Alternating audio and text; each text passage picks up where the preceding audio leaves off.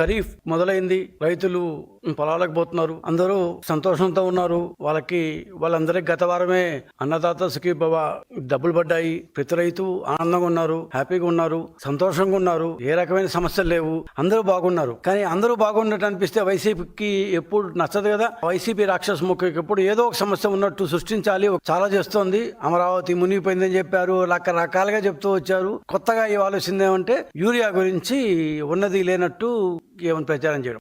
ఈ రోజు రైతుకి ఎంత కావాలో అంత యూరియా ఆంధ్రప్రదేశ్ లో ఉంది. ఈ విషయంలో ఎటువంటి సందిగ్ధాలకు తావులేదు. ఏమంటే ఎంతెంత యూరియా మనకు కావాలో, మన ఖరీఫ్ ఈ రోజుకి ఎంత యూరియా కావాలో అంతకంటే ఎక్కువ యూరియానే మనం ఇప్పటికి వాడేశాము. ఇది కాకుండా మన దగ్గర దాదాపు 94,892 టన్నులు నిన్న సాయంత్రానికి మన దగ్గర బఫర్ స్టాక్ ఉంది. ఇది కాకుండా ఇంకా 53,000 టన్నులు కేంద్రం నుంచి దాదాపు వచ్చి పోర్టులోకి చేరుతోంది. సో ఇంత ఉన్నప్పుడు అసలు ఈ యూరియా సమస్య ఏంటి, ఎందుకు వచ్చింది, అసలు సమస్య ఉన్నట్టు ఎందుకు కనపడుతోంది?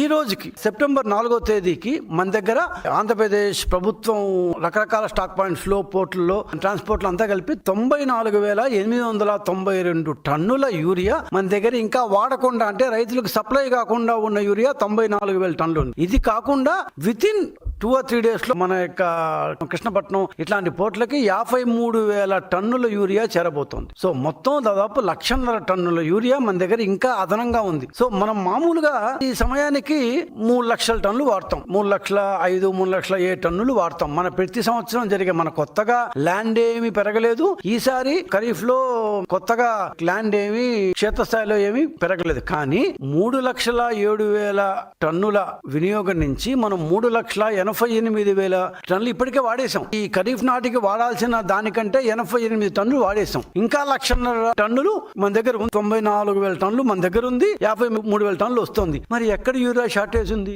ఎక్కడుంది యూరియా షార్టేజ్? ఆంధ్రప్రదేశ్ సంబంధించిన వరకు యూరియా షార్టేజ్ లేదు. ఖచ్చితంగా స్పష్టంగా చెప్పొచ్చు. డిస్ట్రిబ్యూషన్ లో ఏమైనా చిన్న చిన్న ప్రాబ్లమ్స్ ఉండొచ్చు. ఆ ప్రాబ్లమ్స్ వల్ల రైతులు బహుశా మనకు యూరియా దొరకలేదేమో అంటూ సోషల్ మీడియా ద్వారా చేస్తున్న ఈ ప్రచారాన్ని చూసి ఏమో జరిగిపోతుందేమో అంటూ పొలోమంటూ అక్కడ ఉన్న షాపులకు వెళ్ళినప్పుడు ఆ షాపుల్లో ఉన్న 4-5 ఫోటోలు తీసి సాక్షి ఇవాళ 1వ పేజీ, 2వ పేజీ, 3వ పేజీ, 4వ పేజీ మొత్తం యూరియా యూరియా అంటూ నింపేసింది. ఈ సాక్షి అనే ఒక పత్రికకి, దాని యాజమాన్యానికి, వాళ్ళ పార్టీకి రాష్ట్రంలో ఎప్పుడు ఏదో ఒక సమస్య ఉంటున్నట్టు చూపిస్తూ ఉండాలి. లేకపోతే వాళ్ళకి నిద్ర పట్టదు. ఆక్సిజన్ లేకపోతే మనిషి ఎట్లయితే ఉండడో, సమస్య ఉంది అన్నట్టు చూపించకపోతే సాక్షి కానీ వాళ్ళ యాజమాన్యం కానీ